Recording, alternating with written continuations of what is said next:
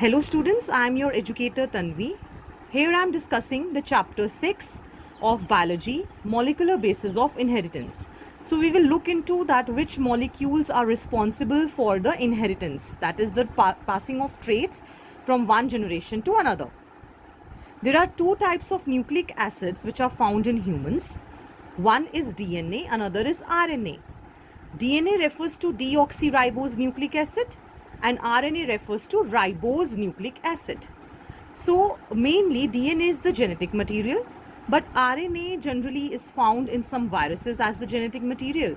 Mostly it functions as a messenger, means it helps in the formation of proteins, which we will look in the chapter.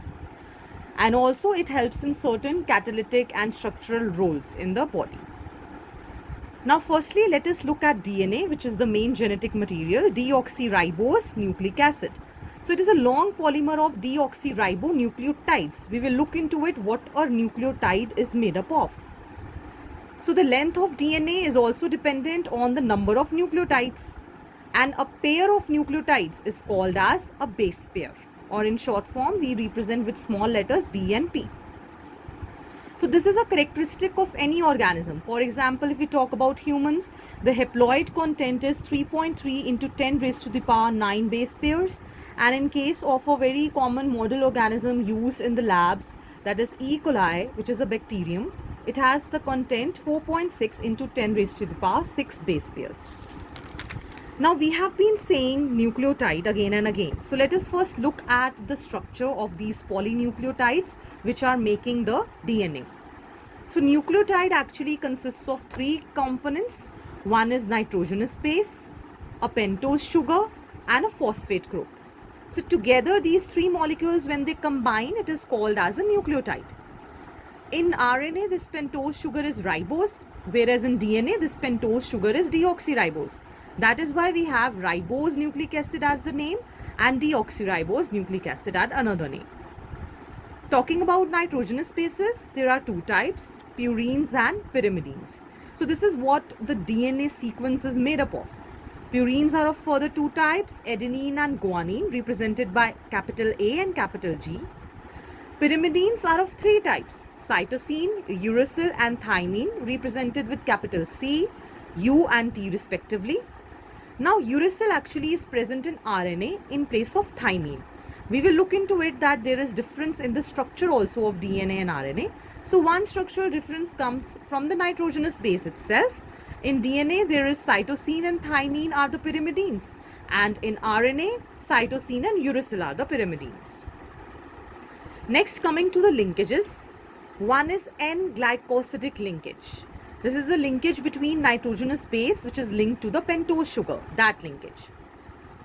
Another term, nucleoside. Actually, nucleoside refers to this nitrogenous base and pentose sugar.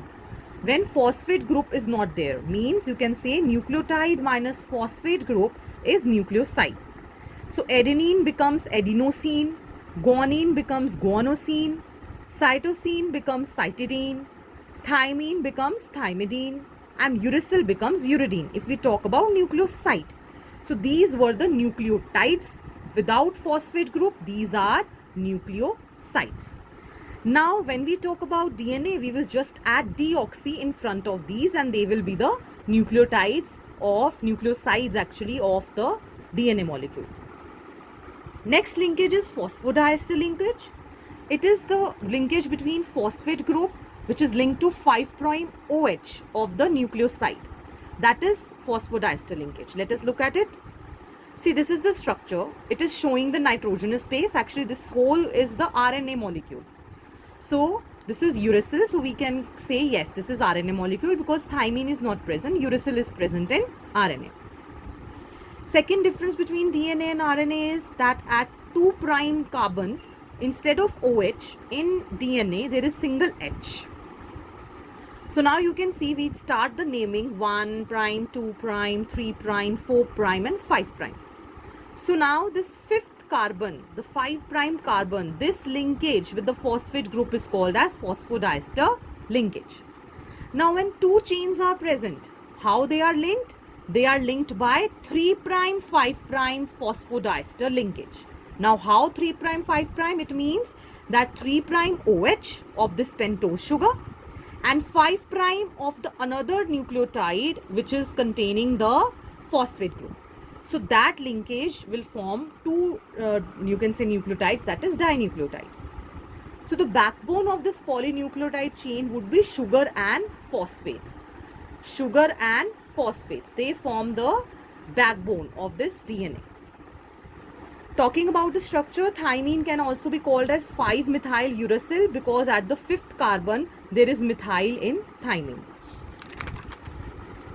Then talking about some important discoveries, Friedrich Miescher was the scientist who actually clarified that DNA is an acidic substance and called it as nuclein.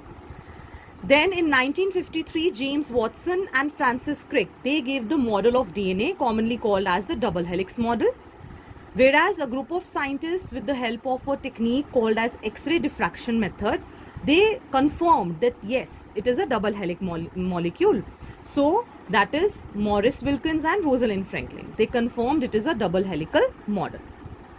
Then Erwin Chargaff, he clarified that the ratios of adenine and thymine and cytosine and guanine, these are always constant and it equals to 1. So the content is equal.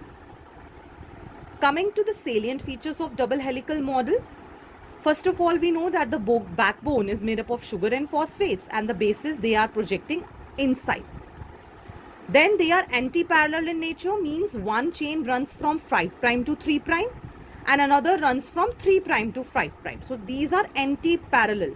Like I have told you here, 5 prime and 3 prime, remember in this place I told you this is the 3 prime and 5 prime. So this is how they are present. So if I talk about a DNA molecule, it starts with this 5 prime end and it will continue till 3 prime end of another molecule. Then another molecule will start with 3 prime OH and free 5 prime phosphate. So if I just draw over here the structure of a double helical model, it will something look like this: 5 prime phosphate and 3 prime OH, and another chain is like this: 3 prime OH and 5 prime phosphate. That is why we are saying these are anti-parallel. Coming to hydrogen bonding, which is there between the purines and pyrimidines, A always pairs with T with 2 double bonds and G always pairs with C with 3 double bonds. The coiling of the helix is in right-handed coiling, and the pitch of helix, pitch means the distance of one turn, is 3.4 nanometer, length of one turn, and in this one turn there are 10 base pairs. So the distance between base pairs would be 0.34 nanometer. So let us just look at it like this.